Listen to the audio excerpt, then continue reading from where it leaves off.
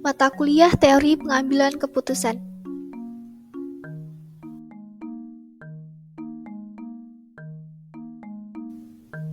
Kami dari tim 3 yang beranggotakan Wahyu Bagus Kurniawan, Sheila Farah, dan Wilda Aulia Rahmah.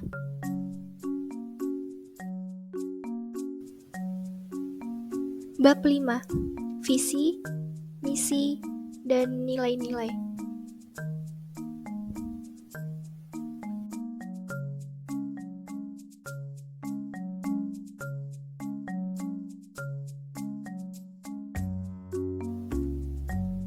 Visi. Visi adalah gambaran penglihatan yang mungkin dapat direalisasikan dalam kurun waktu yang relatif lama.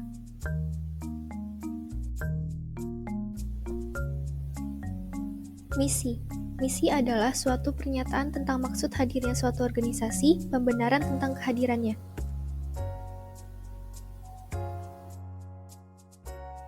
Nilai-nilai.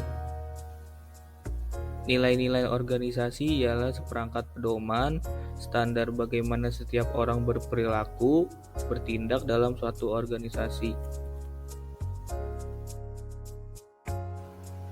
Bab 6. Membuat keputusan strategik.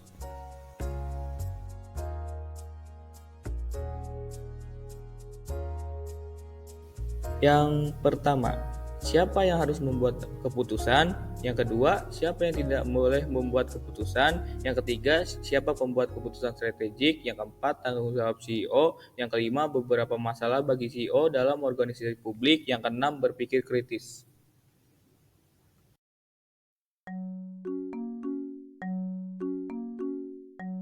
7. Dorongan strategik. 8. Dewan Direktur. 9. Kelompok sebagai pembuat keputusan strategik.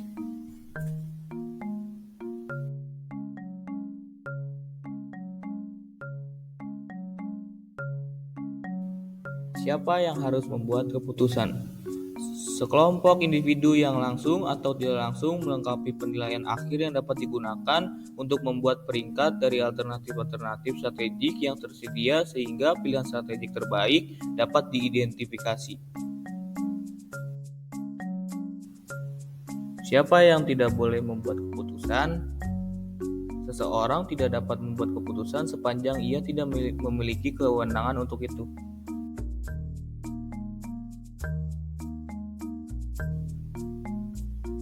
Siapa pembuat keputusan strategik? Mereka itu ialah CEO dalam bisnis, Chief Executive Officer dalam sektor publik, Chief Elected Officer, pejabat-pejabat tingkat atas dalam organisasi pada umumnya setingkat di bawah CEO.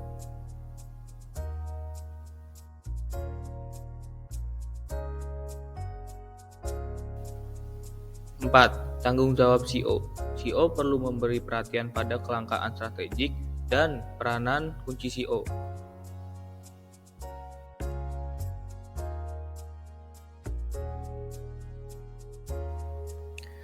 Peranan kunci CEO. Yang pertama, figurehead. Yang kedua, leader. Yang ketiga, liaison. Yang keempat, monitor. Yang kelima, disseminator. Yang keenam, spokesman. Yang ketujuh, entrepreneur. Yang ke-8, disturbance handler. Yang 9, resource allocator. Yang 10, negotiator. 5. Beberapa masalah bagi CEO dalam organisasi publik. Yang pertama, konflik nilai. Yang kedua, kesepadanan versus kesamaan. Yang ketiga, publik versus swasta. 6. Berpikir kritis. Berpikir kritis ialah kemampuan dan kemauan menampilkan sikap dan keputusan objektif yang didukung dengan alasan yang masuk akal, data, dan bukti, ketimbang alasan emosional.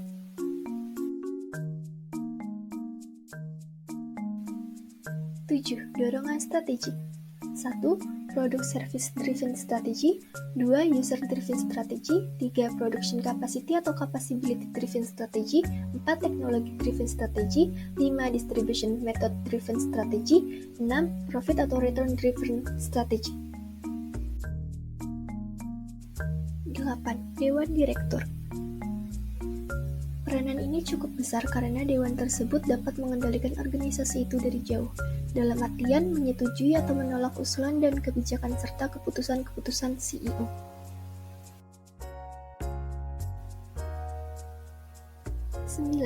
Kelompok sebagai pembuat keputusan strategik.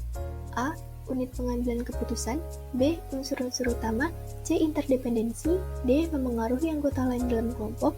E. Tanggung jawab kelompok. Dan F. Kelemahan penggunaan kelompok. Kesimpulan. Strategi organisasi ini ditetapkan untuk memberi kemudahan bagi organisasi dalam mencapai tujuannya. Keputusan strategik ialah keputusan mengenai serangkaian tindakan di antara berbagai alternatif untuk mencapai tujuan organisasi dengan efektif.